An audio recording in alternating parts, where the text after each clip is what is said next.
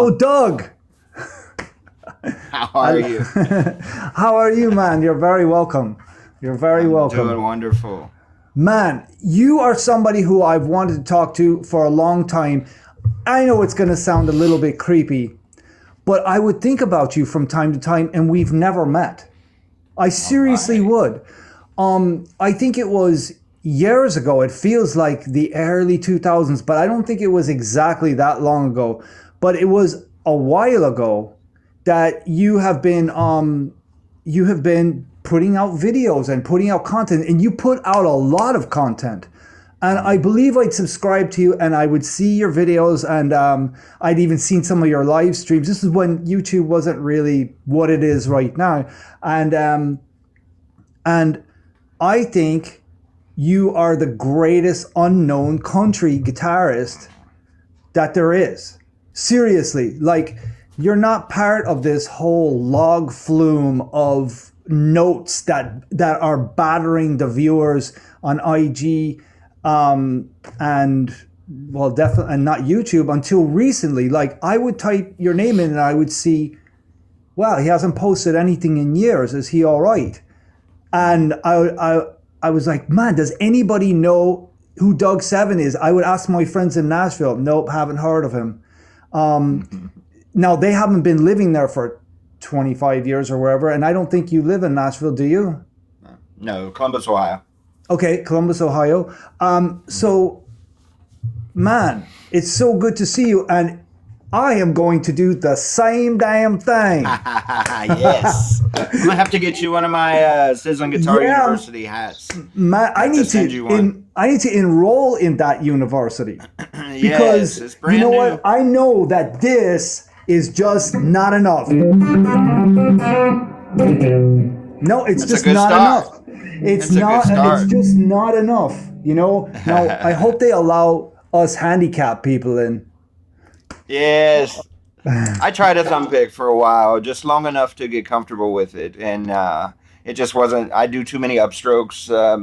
My style's changed a little bit. So I do mostly upstrokes, middle finger, or upstrokes with the pick. So I use that too much. I couldn't nail it. So, Doug, where have you been? Well, you mentioned the early 2000s. I started in 2005. My friend of mine had a video camera and just begged me forever. Listen, because I was playing around town. I played in several bands 6 nights a week, so I was just busy doing that. And he talked me into doing some licks on a video. We called it Sizzling Guitar Licks because I didn't know what else. There was Hot Licks, my good friend Arlen, and he had Hot Licks. So I thought, what's hotter than hot? I guess it's sizzling. So it's Sizzling Guitar Licks, and it stuck. So 2005, I did a couple of YouTube videos, and yeah, they were very gapped. I wasn't very prolific when I first started because I didn't know if anybody was even going to be interested. So what I did before that was I've always been heavily into advertising and marketing and stuff like that. I've always taken an interest with stuff like that. So I was on eBay and I would find Danny Gatton CDs, and these CDs that were hard to find around towns and things. So I got on the internet and found how to get Danny Gatton CDs for $9 or $10, and I would sell them on eBay for like $11 and $12. I would only make like $1 off of them. But what I was doing, I was creating a list of guys that liked country guitar, because back then you couldn't just pull up Google AdWords and find out, who's talking about. There was no Facebook, nothing like that. That you could find who's talking about Danny Gatton, Brent Mason, Johnny Hyland, Albert Lee, all these guys that I loved, Ray Flagg, those people. Ricky Skaggs, there's so many of them.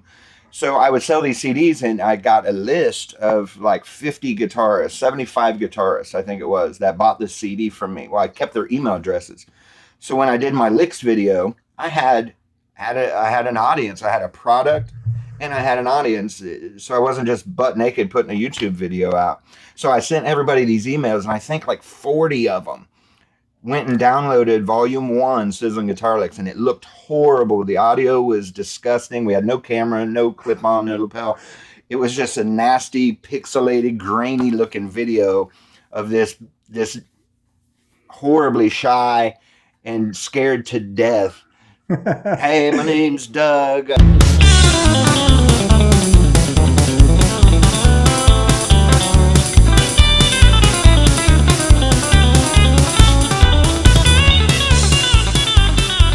I couldn't even look in the camera. I'm here in Columbus, Ohio, at my friend's studio here, and I think I got 40 of them people to go to my friend's website and download Sizzling Guitar Licks Volume 1. And I thought, my God, I might have something here. There's a demand for this out there that nobody's serving. I couldn't find it nowhere on the internet. So I was one of the very few guys that actually put up a country guitar niche website. And it just went from there. And a couple years later, I think 2007 or 8, I did Volume 2. And then I thought, this is catching on. And then I started list building. I thought, I'm going to just start posting free lessons in exchange for people's email addresses, because that works so good off of eBay. I'm going to put up free lessons and just give them a lot of value, stuff that they want, stuff that will inspire and encourage people and motivate them, and just give it to them for free in exchange for their email address. And then every now and then I'll create a product, like a series of videos, and put it into a package or a bundle, a DVD, where they could download it. And then I had a list I could just send out an email to, and that's when I had started creating the business. So one thing that Rick Beato and we were talking about that we both agreed on was this giving. You have to give as a guitar educator. And I think that what Instagram has taught I don't want to say us, but I have to confess I've fallen into the same boat as everybody else, is you think that you have to keep topping yourself and keep topping and keep topping, and in other words, like something shreddy, yes. And then after a while, it gets to be where it doesn't really impress anybody anymore. And as far as developing customers, followers, a fan base, they're kind of numb to it.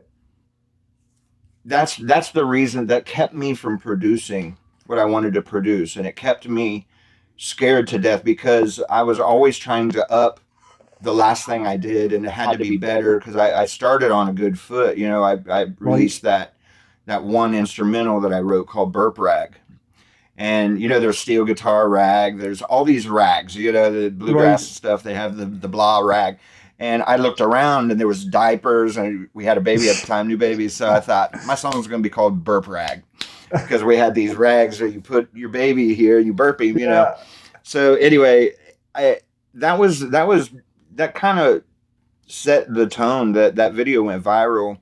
And so from then on, I got scared, because I thought, if I don't at least do something that good, that great, that with that much attention and flair and all that, then they're going to think I suck. You know, our musician minds just get into this horrible imposter syndrome, where if I'm not impressive to the maximum extent every single time they see me, they're going to know that I'm a piece of crap, and they're going to know that I'm not that good after all. And so I went through probably the first shoot. That's been 17 years ago, 2005. So yeah, it's 16 years. I went through the first probably almost decade with that fear of, that's why I didn't create that much, because it was all about me. And I was worried about, you know, they're wanting more flashy stuff. The biggest revelation I ever had was, you're doing this not so you can be praised and famous, and you're doing this to inspire and motivate and educate people. They're not going to play what you played in that song. Very few people are able to replicate that song. And those licks in that song, they're very advanced. If you want to make a business out of this, and you're not interested in being famous, because I never have been. I've had multiple opportunities to go play with, you know, A-list artists and things like that, and in studios and like major stuff in Nashville and all that stuff. I've just never had the desire to be Doug Seven, this big famous guitarist. I wanted to be an inspirer, a motivator. You know, I wanted to teach, because that's where I get all my juice is watching people light up when you teach them something and they realize they can actually play something that they really thought they couldn't do before. I love that feeling. So when I had that revelation, like, I don't need to impress me, and I don't really need to impress anybody. I'm here to motivate and inspire and educate people on these concepts of being self-taught like I was, because I didn't even, it took me longer to learn how to teach what I already had played since I was 13, 15 years old. So I had to kind of reverse engineer all of everything I was already playing for all these years that I learned on stage with my dad's band and just buried away in my bedroom, not eating for 6 months, just playing, waking up with the guitar up against my leg, and playing this lick I just dreamed in my dream, So I just realized that that's what I'm here to do. So when I started thinking of it that way, that's when I became so prolific and I just started shooting out these videos all the time, because I realized that's what they want. I don't need to be impressive or flashy or shredding, like you said, on all these videos. I could just teach some good, simple stuff and then show them a few techniques and concepts to think about to make them sound more advanced, and to make people realize that when you hear stuff that I do, there's really a simple concept and a simple thought process going on in the background. And I'm self-taught, so I don't know a bunch of things, but I know how to manipulate the little bit of things that I do know. And I'm getting better at teaching that. And the work has proven itself. The following got up to tens of thousands of people. I mean, I have over 7 million views on YouTube, but I had an email list that was just humongous, up towards 100,000 people. And it was getting, I just overwhelmed myself. I burnt out so bad because I was literally at the studio. I was trying to be married and have 2 kids. The reason I came off the road and started teaching to begin with is so that I could stay married and stay with my family and be home more, and not have that big package deal of playing in the clubs all the time. That risk with everything, with drinking, with driving home, those times, with being in those places and environments and things. I just didn't want to do it anymore. I wanted to be home. So teaching was a great godsend to me. It was God saying, hey, do you want to do what you're here on this earth to do? And do you want to do what you're best at doing? And do you want to make a living doing it? That was such a no-brainer to me. So I don't know if I'm kind of just rambling. I don't know what kind of content you're after. No, it's great, because that is great insight. And you mentioned your dad's band. Did you start playing what we know as country guitar from the get-go? No. When I was 13 to like 16 years old, I played nothing but heavy metal, Metallica. I didn't know anything about Stevie Ray Vaughan. I didn't know anything about, I just knew Metallica basically. And I liked that distortion. My dad, I could hear him still to this day, turn it down or turn it off. He would always just I'd hear him in the living room trying to watch something on TV or trying to do something, and I'm in there just cranking out on this Metallica stuff. It wasn't until, my dad's from West Virginia, so they're all country. My mom's from Southern Ohio and Kentucky, so they're all bluegrass. My mom's family is actually the Osbornes, the Osborne brothers. She's cousins with them. And we look back on dear old Rocky Top.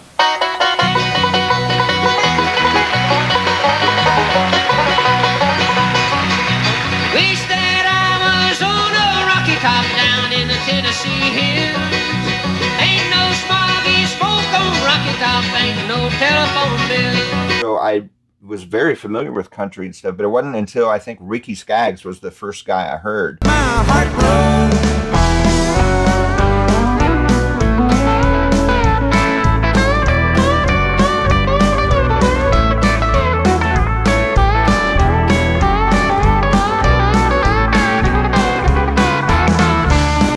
That I thought I was a pretty good guitarist playing all those Metallica riffs and, chunk, chunk, chunk, chunk.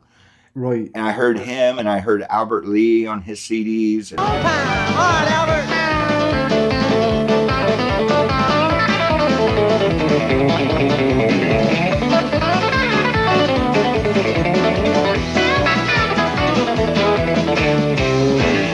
flack, and I thought, I need to learn how to play guitar. It humbled me so deeply. I thought, that's the sound I want. That attack in those hybrid, playing with your fingers, and that slapping sound, that attack, that aggressive sarcasm in in chicken picking was so, I love to hear that. So that's at about 17, I joined my dad's band, and I sat in a chair all nervous while Ray Dean was my dad's guitar player at the time. Within 6 months, I had learned enough to be my dad's main guitarist. So then it was just a 4-piece band, me and a steel guitarist. Dad played bass, we had a drummer, and that stayed that way for years. We played every single weekend. So, and then I just grew, and then I learned about Brent Mason, and that was just changed my world tremendously. I studied him so much on tapes and CDs and stuff like that. And then Danny Gatton, I think, was probably the greatest shift in my mental, my rhythms, my playing, my things like that. I think he was probably the greatest influence out of all guitarists, Danny Gatton. Because he was kind of all them other players wrapped up into one guy. Right. And he had them crazy ways of interpreting music and licks. He never played the same thing twice, the same way, you know. He inspired me beyond anybody else, I think. So yeah, it's always been country and blues for me. And some jazz fusion in there. You know, I love chicken picking jazz. I love the Roy Nichols type of stuff, the Merle Haggard, the jazz stuff that's thrown into chicken picking. It's such a great mixture. Now, in this age of Instagram mania, we're seeing a lot of people who've never played with live musicians before. They're bedroom players. They play with tracks. It sounds like it. Right. How many live gigs do you think you've done? Thousands, right? Tens of thousands, yeah. Tens of thousands. And how has that shaped your playing? I learned, like I kind of slipped in a minute ago, I learned 95% of everything you hear me play on stage. Not in the bedroom, not with a teacher, not with, you know, not with tabs, not with a computer in front of me, not with a slow down or looping mechanism machine, not with any software, on stage, scared to death, embarrassed, making all kinds of mistakes, learning trial and error, quick corrections, learning what not to do. I learned everything you hear on stage. So what does somebody, it shaped me. So what does somebody do who wants to learn and be who wants to be a country guitarist or play that style, master that style? Where do they go? What do they do? What I did was start listening to all them guys that I just mentioned. Go back to the 90s, anywhere in 1990, and even the very early 2000s. Get every country CD that you can, download them on whatever, Spotify, YouTube, whatever you use, and listen to all those Brent Mason tracks, all them guys that played. I'm not going to name drop all of them, but the Alan Jackson, Brooks and Dunn, the George Straits, those guys. I listened to so much of that and sat there with my guitar and tried to mimic it. And now today we have my videos, we have other instructors online and things like that.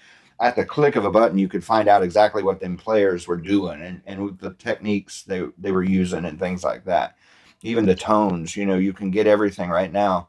And I would say, if you can't get a couple friends together or find a jam somewhere in a basement or garage or even a little veterans club somewhere, then get some good backing tracks. That's the next best thing to playing with the band, is playing with a band in your ear. You know what I mean? Right. And just copying over what I do and recording yourself is probably the top 3 things I would ever tell somebody to do, is record yourself playing with these backing tracks or practicing, however you practice, even if it's just with a metronome or by yourself. Record yourself and objectively listen to it. And like under a microscope, really listen to your tones, your attack, how clean it is, how fast it is, the timings that, really pick it apart and tear it apart like that. That's how I learned in such a short amount of time. And how important is it for a player, somebody who's at the intermediate level, maybe purchased your course or what have you, maybe hasn't? How important is it for them to have fast chops It's to not play important country at music? all.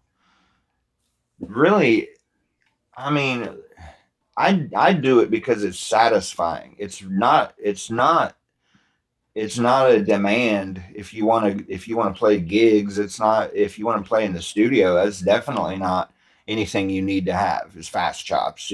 I just do it because it satisfies me, and I love to be able to do it. I love to hear it. I love fast chicken picking and double stops and bends and all that stuff. I love to do it. That's how I practice. I practice things really fast like that, so that I can, when I slow it down, I can catch different nuances and I don't know. That's just my technique of how I learn things. I learn it fast first, and I play it as fast as I can, And then when I slow it down, it seems like my brain operates at a higher level because I've attuned it to, kind of entrained it a little bit to operate on a faster demand. And then when you slow it down, it becomes a lot easier. It's a lot of technical stuff, but fast chops are not necessary, really. I'm slowing down a lot. The older I get, the more I love music, the more I love playing guitar. Especially this last year of my life, I've fallen in love with the guitar again, more than I ever was. And I'm so glad for that. But I slowed down a lot, and I think my playing has gotten better than it's ever been right now. If somebody enrolls in your course, can they go from 0 to hero? No, like I said earlier, my goal in the very beginning, before I had any good vision, was to do fast, hot Nashville licks and just churn out fast and Nashville hot chops, those licks like that. So all I ended up creating the first 5 or 6 or 7 courses were nothing but flashy hots, more chicken picking stuff. And I didn't actually do a beginner's course until about 3 or 4 years ago, and it's only halfway done because a bunch of things happened in my life there where I had to put everything on pause. My marriage and things, we suffered lots of tragic health issues and things like that. We ended up getting a divorce and all kinds of. I lost literally everything. I didn't even have I left my boots at home. I mean, I was homeless for a minute. I went through I will disclose all of this. I'd like to do it in my members area at some point, and tell everybody. Yes, absolutely. The gory details, But if they even want to know them, most people just are. That's one good thing that's been such a blessing is through all of that, God somehow preserved my reputation enough to be able to rebuild my business again under this new .com and with a new members area. I can't express that enough. I don't know how it was preserved so well. Well, because I think that you come off as very, very likable. I knew just from seeing you talk years ago, I was like, I'm going to hit it off with Doug. I know it. That's awesome. I know it. Thank you. And I think that people really love you. I think they love you. I think that your goodness. One thing I got right. Comes out. One thing I really got right, and that's why I was able to lose. People say that I lost everything and all this stuff. I really did have nothing. But one thing, and that one thing I did right since 2005, when I started giving away stuff, and was I created a relationship with a crowd of people. Yeah. And I was personable and transparent, and I told them about my children and my dad and my dog, and that was named Gatton, actually, my dog. So they knew about my life. I let them in, as scary as that is to do. And I wouldn't take that back for anything in the world now, because that's why I was able to lose everything, including 4 websites. I lost literally all of our files. Our data was deleted and purged off the internet, everything. I was able to lose all that and build it all back in these last 3 months. because of that relationship I had with the customers and with fans Amazing. and subscribers. Because of that personality, just being personable with people, being real with people, See, I think so the that's, relationship. I knew that there was something telling me, I don't know what it was, but some voice was telling me that I need to do this interview. And I really think that this story, I think it's poignant that you can, that it's not like saying that something that somebody wants to aspire to, which is to, hey, I want to go out and lose everything and then come back. But I think it is a story of strength. I think it's a story of resilience. And I think that it's going to resonate, first of all, obviously, with your fans, and hopefully the people that are on my channel that don't know anything about you, that has taken the time to watch this and to see your ferocious playing too. I am just now in these last 5-6 months, literally, is when everything has been coming back together. Every day there's a new breakthrough and a new things that are coming back into my life that I thought never would again. So this interview is, like you said, something was whispering in your spirit to do this. Let me just affirm that, because this is perfect timing it's good to get this out there right now, because I just launched the website again and everything's just now starting to click again after that 3.5-4 years of just absolute unspeakable hell that I went through. So it's a great comeback story, I think, and it's just beginning. Absolutely, man. And now tell me something. What does somebody need now? I played my open string, whatever it was, on this thing. Do people need Telecasters to play country definitely music? Not. No, there are plenty of examples that Albert Lee didn't play a Telecaster. Steve Wariner played a Strat. There's plenty of people that, you don't need a Tele. The Tele is just there because it really adds to that twang attack.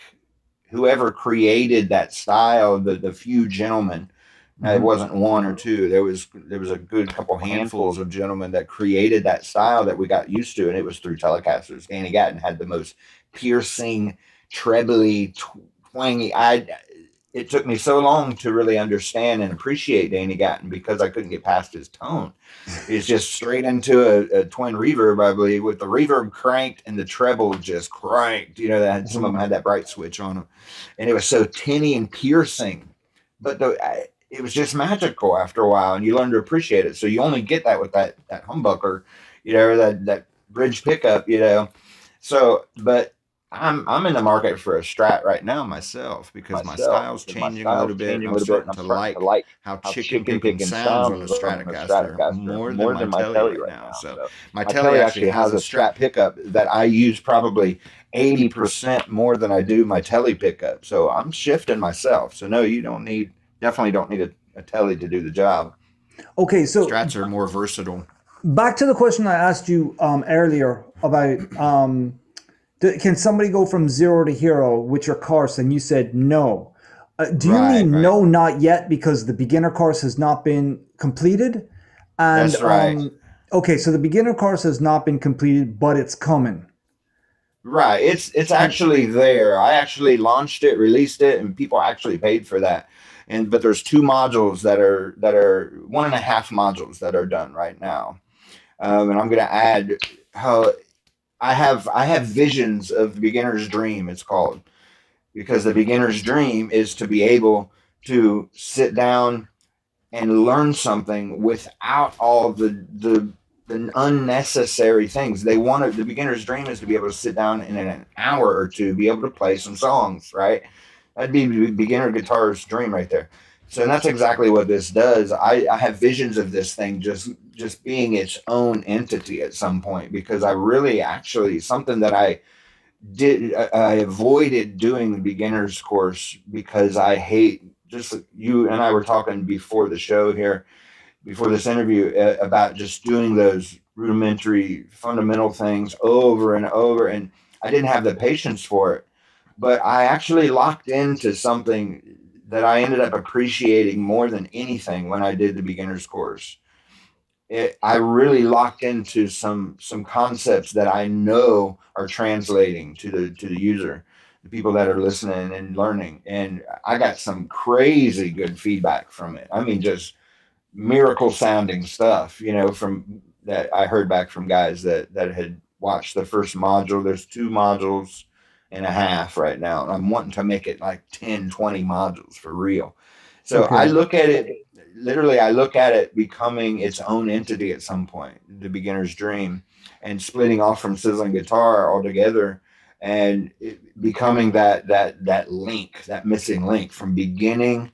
Then you graduate into the upper, the more advanced blues and country and chicken big and stuff like that with the other 40 courses I've got on sizzling guitar. So yeah. So for right now, no, you have to be intermediate to advanced. I wouldn't recommend beginners going to sizzling guitar right yet, unless they're there for the beginner's dream course, which there's some good content there on that with the beginning of it. If a guy's an intermediate, let's say he's an intermediate blues player, yes, could absolutely. He could join the regular 40 courses that you have and start to increase his country vocabulary. Or 80% of my entire list of guitarists come from blues and rock, like maybe more than that. It's such a small number of guys that have always played country that are on my website in the members area. It's 80 to 90% of them are all intermediate blues, just exactly like you just described, or rock players that wanted to transition or incorporate more country styles and chicken picking into their, I don't even know if chicken picking is used anymore, that term. I need to keep it alive somehow. I think it describes. I think Greg Koch uses that term. Yeah, he does. But yeah. I don't. Maybe Brent occasionally will talk. I've heard him say it. But yeah, it's kind of like a dying phrase. Yeah. How do people get in touch with you?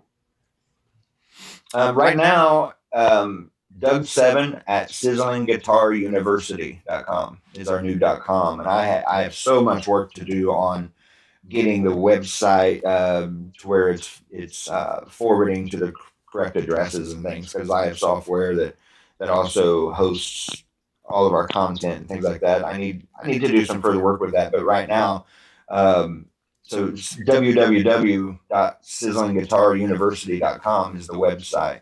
And there's just there's not a lot of content up yet because, like I said, everything was deleted off the server. And I focused all my efforts these last few months on rebuilding the membership area. So it's kind of like a Netflix for guitarists, Okay. But those are mostly for my previous subscribers that had already had access before. But yeah, I can't wait to be throwing up some new content very soon on the homepage. Man, Doug, I just want to say it has been my pleasure to talk with you. I needed it. It was healing for me. It was good.